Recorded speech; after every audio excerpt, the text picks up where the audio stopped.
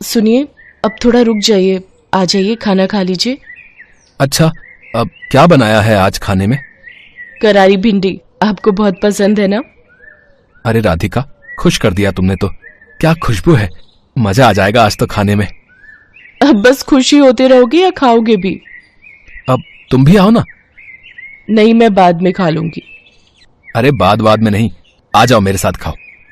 श्याम की जिद पर राधिका ने भी खाना शुरू कर दिया। श्याम और राधिका की शादी को 5 साल हो गए थे। वो दोनों ही एक दूसरे से बहुत प्यार करते थे। श्याम एक किसान था और खेतीबाड़ी करके अपना गुजारा करता था। श्याम दिन भर अपने खेत में काम करता और राधिका घर संभालती। खाना खाने के बाद राधिका श्याम को एकटक देखती रही। अरे अब क्या हो गया, ऐसे क्यों देख रही हो? देख रही हूँ कि आप दिन भर कितनी मेहनत करते हो और आपकी इस मेहनत का फल कोई और ही ले जाता है। अच्छा, वो सरपंच की बात कर रही हो। अब बात तो साफ है ना राधिका, कर्जा लिया है तो पाटना तो पड़ेगा ही ना। बोलो। मैं सरपंच की बात नहीं कर रही हूँ, मैं तो उस किशन की बात कर रही हूँ। सारा दिन मेहनत आप करते हो और सारा मुनाफा वो लेता है। अरे तो उसमें अब मैं क्या करूं? खेती बाड़ी छोड़कर उस किसान की तरह सब्जी बेचने लग जाऊं क्या? हाँ, तो उसमें बुराई ही क्या है, और उसके लिए खेती छोड़ने की भी कोई जरूरत नहीं है। मैं तो बस ये कह रही हूँ कि जो सब्जी आप उगाते हो उसे आप खुद ही जाकर बेचा करो ना। अच्छा, और खेती बाड़ी कौन देखेगा? आप ही देखोगे, और जरूरत पड़ी तो मैं मदद कर दिया करूंगी। देखो, चाहे थोड़ी कम ही खेती कर लो, पर अपनी सब्जी आप खुद ही बेचो। मुझे एक बात बताओ जरा, इस बार वो किशन टमाटर कितने में लेकर गया आपसे? अब 50 किलो निकले थे तो वही 5 रुपए के हिसाब से लेकर गया था वो। हे भगवान, आपको पता भी है कि बाजार में इस समय टमाटर का क्या भाव चल रहा है? वो आपके ही टमाटर पूरे 5 गुना महंगे बेच रहा है बाजार में। अरे पर मुझे नहीं आता ये दुकान चलाना। दुकान चलाने को कौन कह रहा है? बस आप अपनी सब्जी लेकर बाजार में बैठ जाओ, लोग अपने आप आएंगे आपके पास सब्जी खरीदने के लिए। अब ठीक है, इस बारे में हम बाद में बात करेंगे, अभी तुम घर जाओ। राधिका खाने का डिब्बा लेकर घर चली गई, लेकिन उसके जाने के बाद श्याम बहुत देर तक उसकी बात पर सोच विचार करता रहा। राधिका ने बात ठीक ही कही थी, पर तभी श्याम को सरपंच सूरजमल का ख्याल आया, जो कि एक नंबर का खड़ूस और लालची आदमी था। दरअसल श्याम के पिता ने अपने बुरे वक्त में कई साल पहले सूरजमल से उधार लिया था, जिसके बदले में श्याम का आधा खेत सरपंच के पास अब तक गिरवी पड़ा हुआ था। श्याम उस खेत पर खेती नहीं कर सकता था, वहाँ सरपंच के लोग ही खेती करते थे।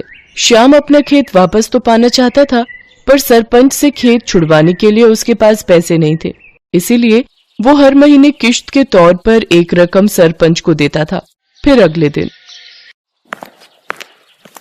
भैया कुछ पूछना था आपसे। हाँ भैया बताओ। मैं एक किसान हूँ, सोच रहा हूँ कि कल से मैं भी अपनी सब्जियां यहीं बेचने लगूं खुद से। हाँ, बढ़िया विचार है, पर इसके लिए तुम्हें सरपंच जी से पूछना पड़ेगा और उन्हें यहाँ का टैक्स भी देना पड़ेगा। टैक्स? पर वो किस लिए?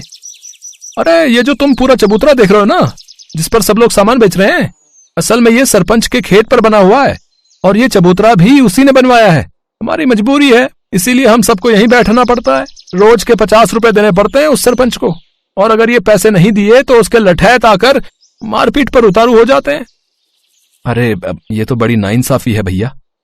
है तो सही, पर क्या कर सकते हैं, अब जो है मैंने तुम्हें बता दिया। श्याम मुरझाया हुआ चेहरा लेकर अपने घर चला आया।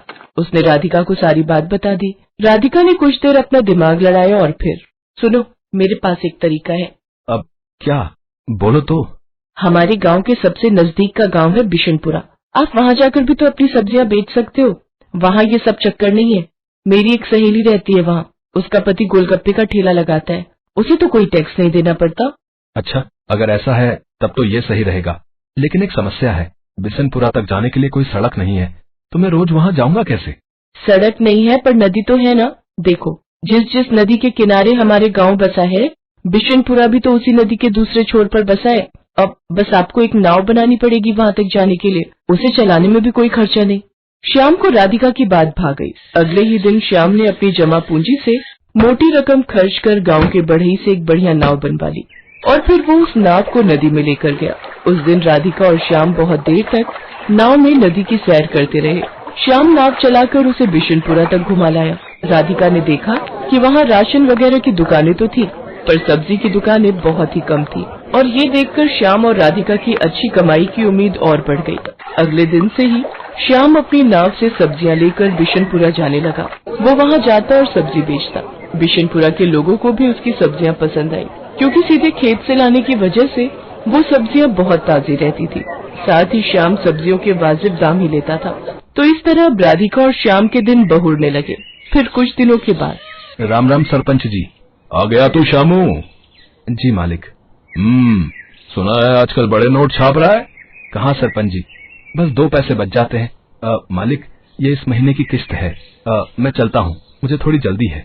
अरे रुक तो सही, कहाँ की जल्दी है? वैसे दिमाग तो खूब लगाया तूने, टैक्स नहीं दिया। चल कोई बात नहीं, पर अपना उधार तो चुका भाई, जो तेरे बाप ने मुझसे लिया था। अब चुका तो रहा हूँ सरपंच जी, हर महीने किस्त देकर जाता तो हूँ आपको। देख, अब बहुत हुआ। या तो तू मेरे पूरे पैसे एक साथ लौटा, वरना अपना खेत मेरे नाम कर दे, समझा? पर सरपंच जी, परवर कुछ नहीं, 3 दिन का वक्त दिया है तुझे। जा जाकर पैसों का इंतजाम कर, वरना अपना खेत भूल जा, समझा? असल में सूरजमल श्याम से चिढ़ गया था। उसे इस बात से तकलीफ थी कि श्याम उसके बाजार में सब्जी क्यों नहीं बेच रहा है, इसीलिए अब वो उसे परेशान कर रहा था। उधर श्याम को जब कोई उपाय नहीं सूझा तो उसने तय कर लिया कि वो आधा गिरवी रखा खेत सरपंच के नाम ही कर देगा। अगले दिन बहुत भारी मन से श्याम सरपंच के पास पहुंचा। हाँ बता, फिर क्या सोचा तूने? सरपंच जी, इतनी बड़ी रकम तो मैं चुका नहीं पाऊंगा, आप मुझे ले चलिए कचहरी, मैं जमीन आपके नाम ही कर दूंगा। वैसे उधार निकाल कर उसमें से कुछ पैसे बचेंगे क्या? क्यों, बस उधार ही चुकाएगा क्या? मेरा ब्याज वो कौन देगा है? ठीक है सरपंच जी, मैं कल सुबह आ जाऊंगा आपके पास, चलेंगे फिर कचहरी। उस रात श्याम को एक पल के लिए नींद नहीं आई, क्योंकि उसका आधा खेत उसके हाथों से निकल रहा था और अपना खेत बचाने के लिए फिलहाल उसके पास कोई तरीका नहीं था। तभी आधी रात को उसे बादलों के बहुत तेज गरजने की आवाज सुनाई दी। कुछ ही देर में झमाझम बारिश होने लगी। बारिश बहुत तेज थी। पूरे 4 दिनों तक वो बारिश ऐसे ही होती रही और पूरा गांव बाढ़ में डूबने लगा। कचहरी जाना तो दूर, फिलहाल कोई अपने घर से बाहर तक नहीं जा पा रहा था। बाढ़ की वजह से लोगों को बहुत परेशानियां होने लगी। किसी के घर में पीने का पानी नहीं बचा था तो किसी के घर में अनाज खत्म हो गया। ऐसे में श्याम ही वो इंसान था जिसने सबकी मदद करने के बारे में सोचा। वो अपनी नाव की मदद से सबकी जरूरत का सामान उन तक पहुंचा रहा था। हर कोई श्याम की तारीफ कर रहा था। और फिर, अजी सुनते हो? हाँ, क्या हो गया? अरे आपने सुना क्या? सरपंच जी के घर की दीवार गिर गई है। बारिश का सारा पानी उनके घर में घुस गया है। शांता बता रही थी कि बाकी लोग तो सही समय पर निकल आए, लेकिन सरपंच जी अपने पोते के साथ घर के अंदर फंस गए हैं। अरे तो मुझे जाना चाहिए, फौरन जाना चाहिए। इतना कहकर श्याम ने तेजी से अपनी नाव चलाई। उसने जाकर देखा तो वाकई सरपंच अपने पोते को कंधे पर बिठाए पानी में डूबा खड़ा था। वो चिल्ला चिल्ला कर मदद मांग रहा था। बाढ़ का पानी उसके गले तक आ रहा था, लेकिन श्याम फौरन अपनी नाव लेकर सरपंच के नजदीक गया और सरपंच और उनके पोते को अपनी नाव पर बिठाकर बाहर निकाल लाया। पूरे 3 दिनों तक सरपंच और उसका पोता श्याम के घर की छत पर रहे। जब पानी का स्तर कुछ कम हुआ तो श्याम ने सरपंच से कहा, सरपंच जी, अब रास्ते खुल गए हैं तो कचहरी चलें। बस करो श्याम, मेरी आंखें खुल गई हैं भाई। मैंने तुम्हें और तुम्हारे बाबा को बहुत परेशान किया, पर फिर भी तुमने मेरी और मेरे पोते की जान बचाई। मुझे माफ कर दो। और रही बात उस खेत की, तो वो हमेशा से तुम्हारा था और आगे भी तुम्हारा ही रहेगा। और हाँ, एक बात और, तुम्हें अब गांव में जहां और जैसे सब्जी बेचनी है तुम बेच सकते हो, वो भी बिना किसी टैक्स के। सरपंच की बात सुनकर श्याम और राधिका खुशी से मुस्कुराने लगे। बारिश थम गई थी, लेकिन उसने सूरजमल के मन पर चढ़े मैल को हमेशा हमेशा के लिए धो दिया था। सोनपुर गांव के मुखिया रामप्रकाश अपने बेटे श्याम से बहुत परेशान रहते थे। श्याम अपने पिता के साथ किसी भी काम में हाथ नहीं बटाता था। बस सारा दिन इधर उधर दोस्तों के साथ घूमते रहना और खाली समय मिले तो सोते रहना। रामप्रकाश को इसी बात की चिंता रहती थी कि श्याम पर कभी गांव को संभालने की जिम्मेदारी आई तो वो कैसे उस जिम्मेदारी को संभाल पाएगा। इसीलिए एक दिन गुस्से में आकर रामप्रकाश श्याम से बोला, श्याम, तू कब तक इस तरह निठल्ला बनकर घूमता रहेगा? तेरी उम्र के बच्चे शहर जाकर बड़ी बड़ी नौकरियां कर रहे हैं या फिर अपने पिता के साथ गांव की पंचायत में बैठते हैं। पर तुझे मैं कह कर थक गया, तू भी कुछ काम कर लिया कर। पर तेरे तो कान में जूं तक नहीं रेंगती। मैंने फैसला किया है, अब तुम गांव में तभी आओगे जब कुछ काम धंधा सीख जाओगे। अरे कैसी बातें कर रहे हो? अकेला लड़का कहाँ कहाँ भटकेगा? माँ मुझे नहीं जाना कहीं भी, मैं पतंग उड़ाने बबलू के घर जा रहा हूँ। खबरदार जो पतंग उड़ाने गए, मैंने कह दिया सो कह दिया। अब तुम कल सुबह काम की तलाश में जाओगे और कोई काम सीख कर ही लौटोगे। राम प्रकाश ने जबरदस्ती श्याम को काम ढूंढने भेज दिया ताकि वो एक जिम्मेदार इंसान बनकर आ सके। श्याम काम की तलाश में निकल तो पड़ा, पर उसका मन बिल्कुल नहीं था। चलते चलते श्याम एक जंगल में पहुंचा। वहीं उसे एक पेड़ के नीचे एक साधु महाराज समाधि में बैठे दिखाई दिए। श्याम ने देखा एक काला नाग साधु बाबा को डसने वाला है। श्याम ने कुछ भी देरी न करते हुए झट से नाग को उठाया और एक ओर फेंक दिया। शोर से साधु बाबा की समाधि टूट गई। उन्होंने नाग को झाड़ियों में भागते देखा। धन्यवाद बेटा, तुमने आज मेरी जान बचा ली। आओ मेरी कुटिया में चलो, वहां चलकर बात करते हैं।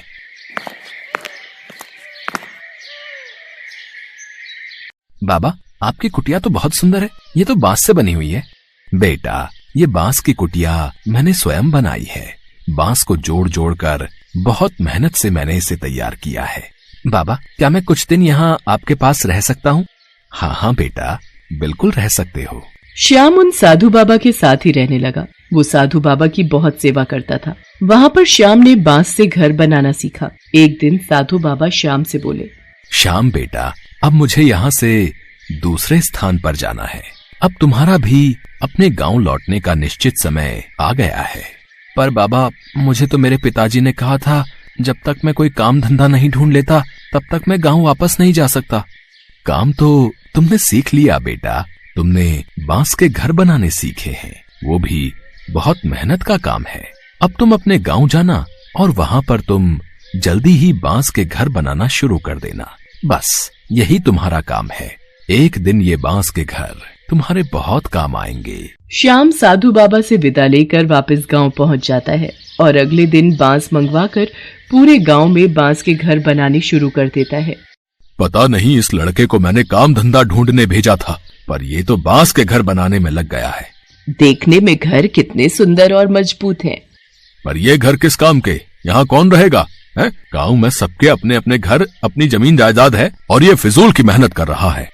श्याम कुछ ही दिनों में पूरे गांव में जगह जगह बांस के घर बना लेता है। मॉनसून आ चुका था और सोनपुर गांव में कई दिनों से मूसलाधार बारिश हो रही थी। एक शाम पानी का बहाव तेज हो गया, जिससे सोनपुर गांव के पास वाली नदी में पानी का स्तर ऊपर तक आ गया, जिस कारण सोनपुर गांव बाढ़ की चपेट में आ गया।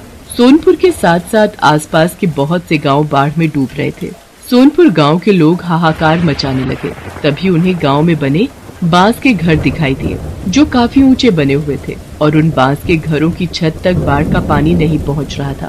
पूरे गांव ने बाढ़ से बचने के लिए श्याम के द्वारा बनाए गए बांस के घरों में शरण ली।